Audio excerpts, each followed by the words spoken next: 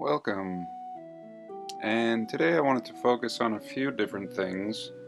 Some casting versus carving, and some ancient weapons, and specifically something called a fascis, or fasces.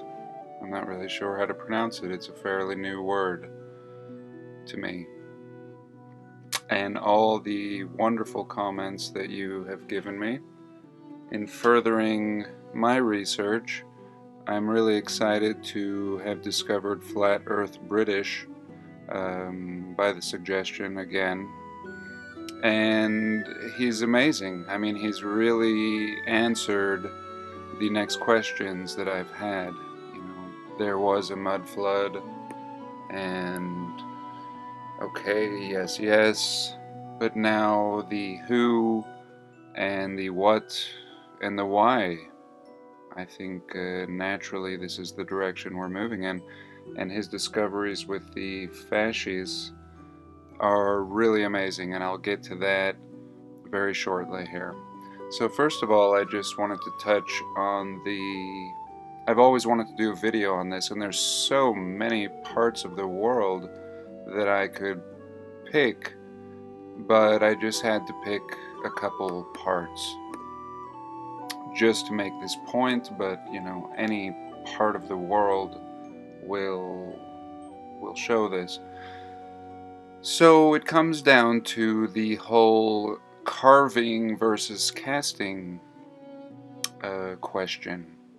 And now I've always thought it was pretty ridiculous to imagine that people, sat here, especially this long ago, and just carved each individual little part, and squeezed in here, carved this area out, carved a statue inside of it. I've just always found it really unrealistic. And I think what we're really looking at here are cast pieces. And you'll see a lot of churches and cathedrals where you have these reoccurring pieces. I mean, they're not. You can actually see a separate piece right here. For example, this is a separate piece, and I think they were cast somewhere on a different premise and then put together. And that makes a lot more sense than, just imagining, somebody just carving away. And this one just really amazes me, this Duomo church in Italy. Really, really fascinating. They tell us that, basically, in short, it took 400 years to build, which I think is a really silly story, and you can look up the story on Wikipedia. But we're actually told that the church began construction in 1389 and was completed in 1805. I mean, really ridiculous. More like it was destroyed and it was rebuilt, and maybe destroyed again and then rebuilt, or not even rebuilt, but renovated. Now, I do have older pictures that actually show this place in an earlier point in time. Let's see if this is it. Yeah, so here it is in an earlier point in time. It was just a really old black and white picture of, people kind of hanging out like they do in these old 1850s photos, no people around, and just a few, maybe men in suits, discussing how they're going to dupe the world. So, yeah, this is a really fascinating one.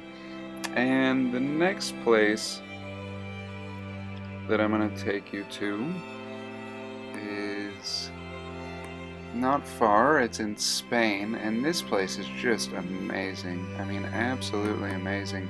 This is in Barcelona, Spain. And let's see if I can just get a little... Oh, this is a good one. This is really... It's better than I expected. It's very sharp. But yeah, look at this architecture. I mean, just insane. Absolutely insane. Like from another planet. I mean, who builds like this? Especially back when. Just amazing. And again, we're expected to believe that, you know, people hand carve this. No. And this was probably a kit that you could buy, you know, back when technologies were much greater. And I really liked Flat Earth British's idea and take on these windows and how they might, you know, all churches have these windows, how they might actually be more frequency uh, generators, almost like a speaker, especially when in most churches you have the organ right on the other side of this, to where all those pipes and stacks and tubes would just be, you know, resonating off of this, and even the shapes, you know, I think that that has more to do with frequency than it actually does aesthetics, although it's beautiful too. Now, even here we can see palm trees. I mean, really, really interesting. So, even though they gave us great resolution here, I'm going to leave this picture only because I want to see something a little further out.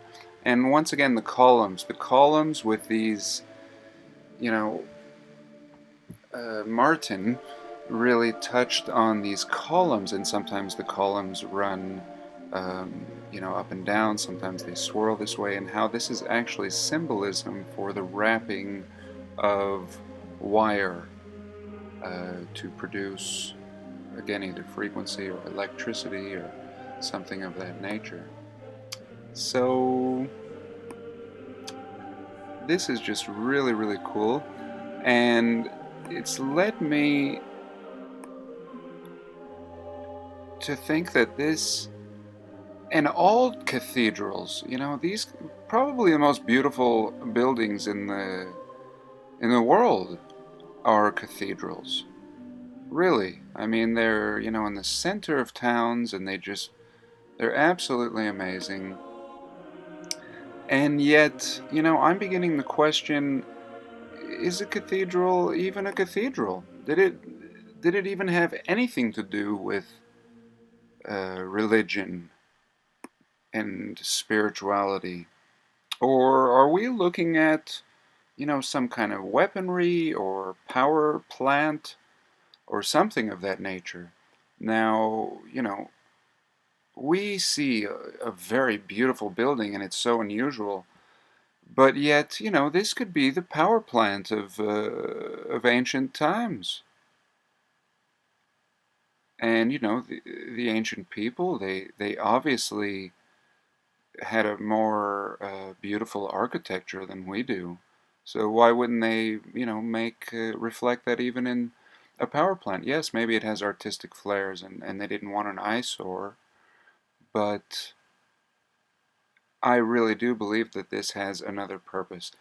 And so now let me jump ahead to what that might be.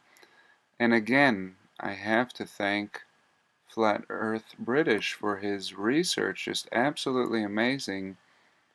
I'd never heard about this next thing that I'm going to show you right here. Now this is called a fasces.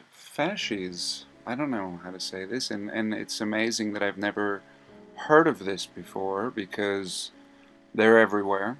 They are absolutely everywhere in our government and in symbolism and in statues, and it's just the kind of thing that we probably, you know, looked at and said, oh wow, this is, you know, an interesting, you know, little weapon of some sort. But what Martin goes into is that this could actually be more, I mean, it's not a practical weapon. It's very clumsy, yet yet it always exists. You know, even these carvings up here have one. There's ancient coins with them in here. They're always here, and yet could it have another purpose? And it really throws you off because it has this axe thing. You know, there's always this axe thing, and that kind of, you know, lends itself to seem like, you know, it's a weapon of some sort, and probably, you know, has been assumed as such without knowing what kind of technology this could be. But Martin goes on to explain that this could actually be a sound acoustic generating weapon. And now, always on the battlefield, you know, they'll carry these. You'll always see somebody carrying one. Here's somebody holding one right here. They call this one a Roman fasces. And, you know, what you see here, I mean, it almost looks like a bundle of reeds, or it could be pipes or tubes. And now these people are obviously not the real deal. So, you know, this is just going to be a little mock-up. You know, so this could be made out of anything cheesy, but it is representing something, a bunch of pipes, and then there is wrapping, again, like the wrapping of a wire or a Tesla coil or something. And then again, this axe really throws you off.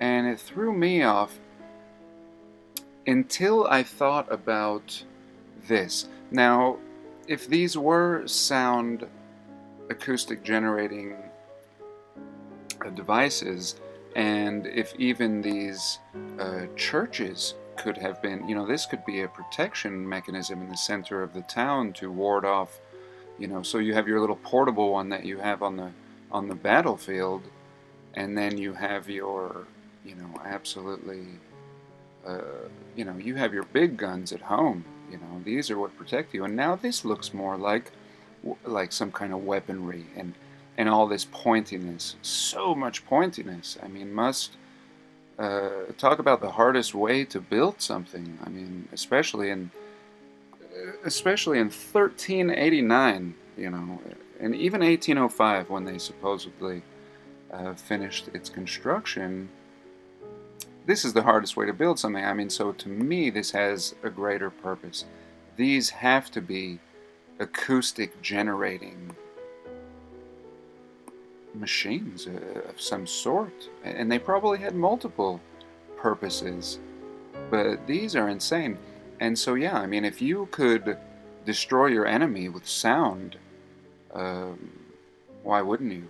I mean, that's the way to go.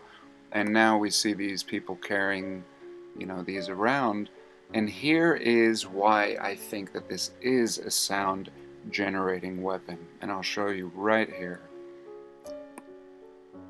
Now, here we go. Now, I used to live in Flagstaff, Arizona, and we have lots of Hopi and Navajo Native Americans. And where I lived, I mean, people would sit on their porch and carve flutes. And I have seen, you know, hundreds of these.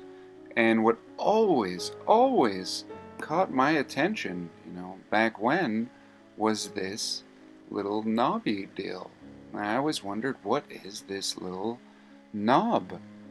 And I don't know if I asked somebody or eventually I just figured it out, but clearly this is to carry the acoustics. This clearly has to do with the sound, otherwise we're not going to put them on flutes. This is going to amplify the sound or direct it perhaps, and that is, I believe, what we are seeing on these.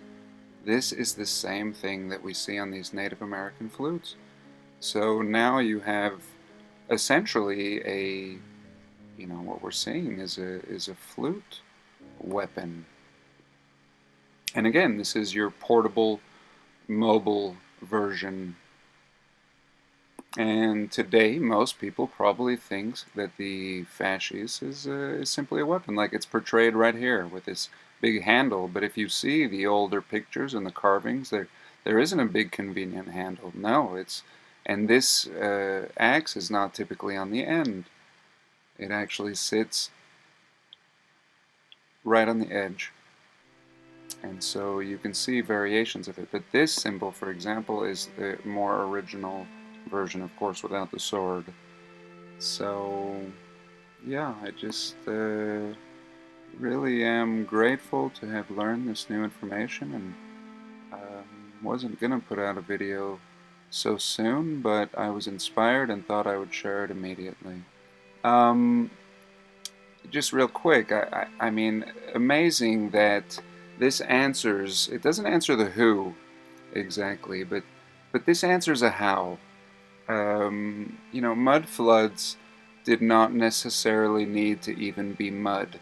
Now that we're talking about frequency generation, similar to Tesla technology, now it doesn't have to be a bunch of water and mud moving in. Yes, it can be in some cases, but it doesn't have to be.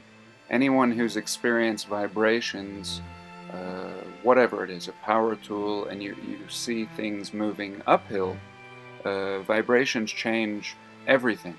Frequency changes everything. And now you can simply move things around that normally wouldn't obey in those, in that way, you know, in our, you know, whatever, in our principles, regardless of science. I mean, in whatever is, things will behave differently with frequency. And so that's that could be very simply how these buildings could end up in, you know, 30 feet in some cases of mud. I mean, they could have been sank like quicksand. I mean, you simply shake the frequency and things begin to sink. And now people come along and wonder what happened, and it appears as if, you know, a big mud flood has come along. And again, I don't know. This is just hypothesis. But yeah, I definitely think something interesting has come about. So yes, I'll leave links below, and definitely check out Martin's work. Really, really interesting. And until then, many blessings, and I'll see you in the next video.